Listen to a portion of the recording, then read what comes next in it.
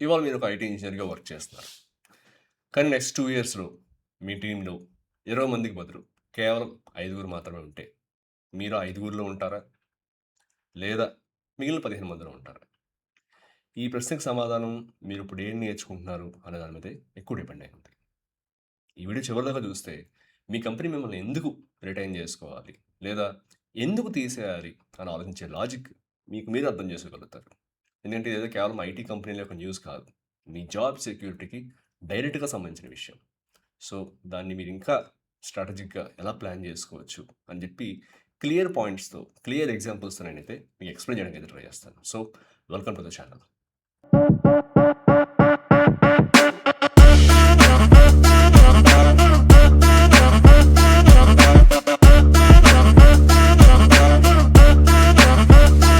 Point number 1. ఇంతకుముందు ఎలా ఉండేదంటే, ఒక క్లయింట్ ఒక ఐటీ కంపెనీ దగ్గరికెళ్ళి, నాకు ఇంతమంది డెవలపర్స్ కావాలి. సో, 6 మంత్స్ పాటు వర్క్ ఉంటుంది. సో, మీరు ప్రొవైడ్ చేయగలుగుతారా లేదా? కంటిన్యూయస్‌గా సపోర్ట్ చేయగలుగుతారా లేదా? అని చెప్పి ఇలా ఉండేదనమాట రిక్వైర్మెంట్. సో, వెంటనే వెండర్ మా దగ్గర రెడీగా ఉన్నారని చెప్పి, ఆ 50 మందిని డిప్లాయ్ చేస్తే చాలు. వాడి పని అయిపోయినట్టే. రిజల్ట్ ఏమొచ్చినా వాళ్ళకి అనవసరం. సో, వెండర్‌కి పెద్ద తేడా ఏమి ఉండేది కాదనమాట. ఎందుకంటే, బిల్లింగ్ ఎప్పుడు కూడా నంబర్ ఆఫ్ రిసోర్సెస్ మీద డిపెండ్ అయ్యి ఉండేది. బట్ ఇప్పుడైతే అది కంప్లీట్‌గా చేంజ్ అవుతుందనే చెప్పాలి. కంప్లీట్‌గా అయిపోలేదు. But there is some transition going on. So, client ఇప్పుడు అడిగేదేమంటే నాకొక ఇంతమంది గావాలి, ఇంతమంది టెస్టర్స్ కావాలి, ఇంతమంది డెవలపర్స్ కావాలి, మీరిట్లా మెయింటైన్ చేయాలని జెప్పి, వెంటనే ఒక నంబర్ ఆఫ్ రిసోర్సెస్‌కి బిల్డింగ్ ఇచ్చేయడం కాదు. నా ప్రాబ్లమ్ ఇది. నా బిజినెస్ ప్రాబ్లమ్ ఇది. దీన్ని మీరు సాల్వ్ చేయగలుగుతారా లేదా అని జెప్పి. So, they want that impact. They want the result. Delivery కాదు వాళ్ళకి కావాల్సింది. ఫర్ ఎగ్జాంపుల్ చెప్పాలంటే ఒక ఇన్స్యూరెన్స్ కంపెనీ ఒక క్లయింట్ ఉందనుకుందాం. వాళ్ళు వెండర్ దగ్గరికెళ్ళి నాకు ఇంతమంది టెస్టర్స్ కావాలి, ఇంతమంది రిసోర్స్ కావాలని జెప్పి ఇప్పుడు అడగడం లేదు. ఫర్ ఎగ్జాంపుల్ వాళ్ళేం చెప్తారంటే, మా యొక్క క్లెయిమ్స్ ప్రాసెసింగ్ అనేది 10 డేస్ నుంచి ఒక 3 డేస్‌కో, 4 డేస్‌కో మేము తగ్గిద్దాం అనుకుంటున్నాము. సో, ఆ రిజల్ట్ ఎలా వస్తుంది? మీరెలా జేస్తారు? ఇదంతా కూడా ఆ క్లయింట్‌కి అనవసరం. సో, ఇదంతా కూడా వెండర్ జూసుకోవాలనమాట. వాళ్ళు ఎంతమందిని డిప్లాయ్ జేసుకోవాలి? ఎన్ని ఏజెంట్స్‌ని వాడాలి? ఇలాంటివన్నీ కూడా వెండర్ జూసుకోవాలి. అలానే బ్యాంకింగ్ ఎగ్జాంపుల్ తీసుకున్నారంటే, ఒక లోన్ అప్రూవల్ ప్రాసెస్‌ని 3 డేస్ నుంచి ఒక 1 అవర్, 2, 3 అవర్స్‌కి మేము తగ్గిద్దాం అనుకుంటున్నాము. సో, మీరు మధ్యలో ఎన్ని ఏఐ టూల్స్ వాడినా, ఎంతమంది పని చేసినా సరే మాకనవసరం. ఫైనల్‌గా మాకు నంబర్ అనేది మేము రీచ్ అవుతున్నామా లేదా? ఇది మాత్రమే వాళ్ళ ఎక్స్‌పెక్టేషన్ ఉంటుందనమాట. అలానే ఫర్ ఎగ్జాంపుల్ ఒక రిటైల్ కంపెనీలో పనిచేస్తున్నామనుకోండి. So, they have already developed portal, global portal ఉంది. లేకపోతే ఒక రిటైల్ వెబ్‌సైట్ ఉంది. వాళ్ళకది కన్వర్షన్ రేట్ అంత ఎక్కువ లేదు. సో, వీళ్ళ డైరెక్ట్ రిక్వైర్మెంట్ ఎలా ఉంటుందంటే, మీ కన్వర్షన్ రేట్‌ని 2% నుంచి ఇంత పర్సెంటేజ్ ఇంక్రీజ్ చేయాలి. సో, ఒకసారి ఆలోచించండి.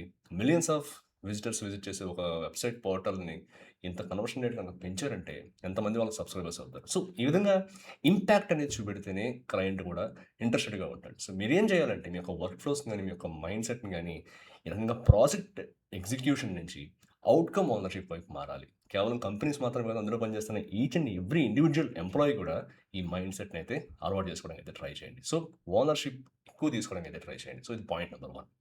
సో, పాయింట్ 2, ఏఐ ఏజెంట్స్‌ని గవర్న్ చేయగలిగే స్కిల్ కావాలి. ఫర్ ఎగ్జాంపుల్ ఇప్పుడు కంపెనీస్ ఏం చేస్తున్నాయంటే కేవలం సాఫ్ట్‌వేర్ బిల్డ్ చేయడం కాదు.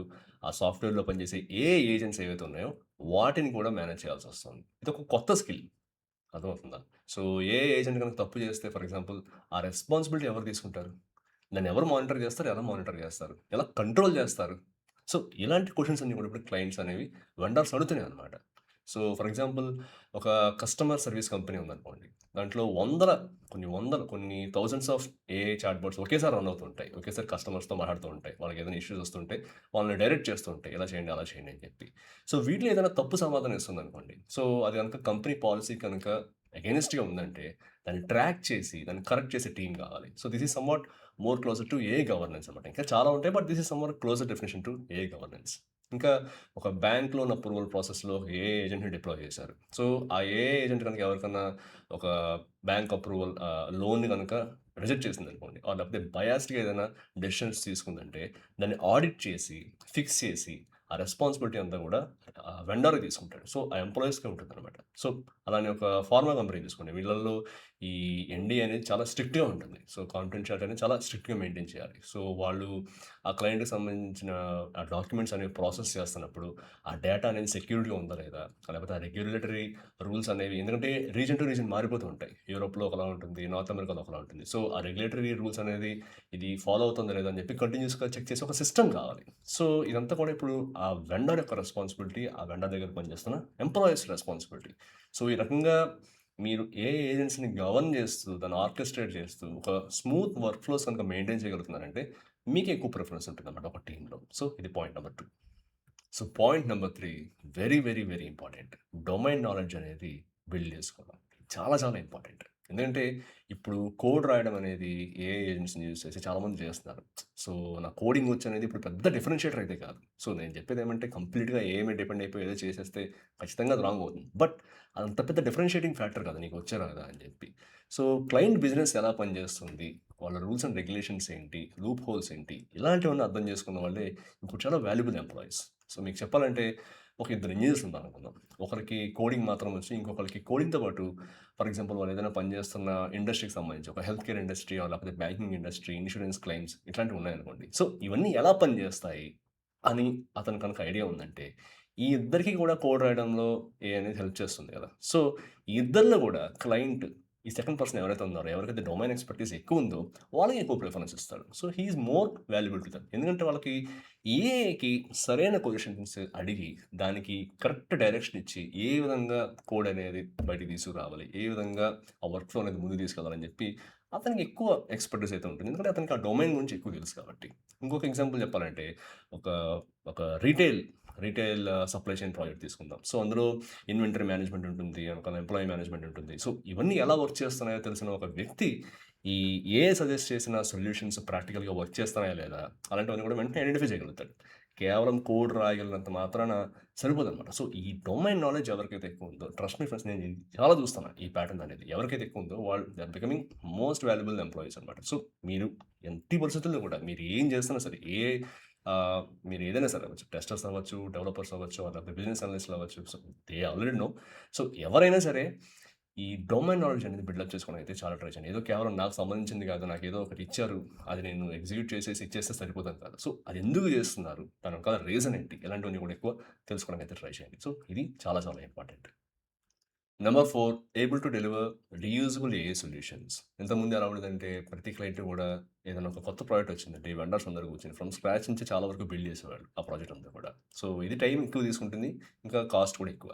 బట్ ఇప్పుడు క్లయింట్స్ ఏమనుకుంటున్నారంటే ముందే మీ దగ్గర ఏదైనా రెడీగా ఉందంటే ఆల్రెడీ టెస్ట్ చేసినటువంటి ఒక ఏఐ సొల్యూషన్ ఏదో ఉందంటే సో, దాన్ని మాకు కొద్దిగా ట్వీక్స్ చేసి కస్టమైజ్ చేసి ఇవ్వండి. సో దట్ మేము కూడా ఆ ప్రోడక్ట్‌ని చాలా ఈజీగా అక్వైర్ చేసుకుంటాం. మాకు కూడా కొద్దిగా టైం తగ్గుతుందని చెప్పి they are expecting like that. ఒక ఎగ్జాంపుల్ చెప్పాలంటే ఒక వెండర్ ఉందనుకుందాం. వాళ్ళకి ఒక ఇన్స్యూరెన్స్ క్లయింట్ నుంచి ఒక క్లెయిమ్స్ ప్రాసెసింగ్ ఏఐ టూల్ అనేది మాకు బిల్డ్ చేసి ఇవ్వగలుగుతారని చెప్పి ఒక రిక్వైర్మెంట్ వచ్చింది. సో, వీళ్ళు దాన్ని ఏఐ ఏజెంట్స్ అంతా యూజ్ చేసి కొంత టైంలో డెలివర్ చేసి ఇచ్చారు.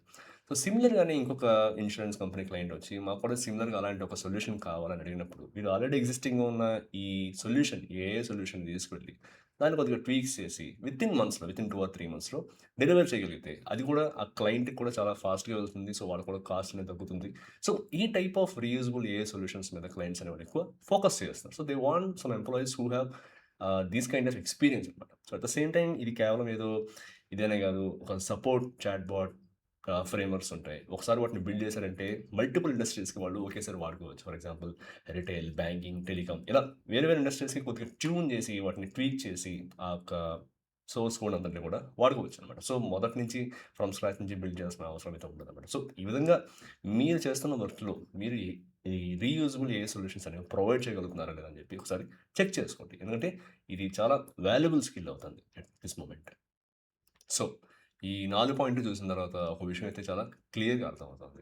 ఇండియన్ ఐటీ కంపెనీస్ ఇప్పుడు కేవలం ఎంతమంది రిసోర్స్‌ని మనం డిప్లాయ్ చేయగలుగుతాం అనే దాని మీద కన్నా కూడా ఎవరు ఎంత ఫాస్ట్‌గా డెలివరీ చేయగలుగుతారు, రిజల్ట్ చూపించగలుగుతారా లేదా, ఏఐని సేఫ్‌గా అండ్ రెస్పాన్సిబుల్‌గా గవర్న్ చేయగలుగుతారా లేదా, at the same time client బిజినెస్‌ని చాలా డీప్‌గా అండర్‌స్టాండ్ చేసుకోగలుగుతారా లేదా, ఇలాంటి వాటి మీదే ఎక్కువ ప్రిఫరెన్స్ ఇస్తున్నాననమాట. సో, ఎవరికైతే ఇలాంటి స్కిల్స్ ఉంటాయో వాళ్ళకే ఈ అసెస్మెంట్‌లో కూడా ఎక్కువ మార్క్స్ అనేవి పడుతున్నాయి. వాళ్ళని ఎక్కువ రిక్రూట్ చేసుకుంటున్నారు. వాళ్ళని ఎక్కువ రిటైన్ కూడా చేసుకుంటున్నారు. సో, మీరు కనుక ఇప్పుడు ఐటీ ఫీల్డ్‌లో ఉంటే, ఈ 4 స్కిల్స్ మీకు ఎంతవరకు ఉన్నాయనేది ఒకసారి చెక్ చేసుకోండి. ఒకసారి ఆలోచించండి.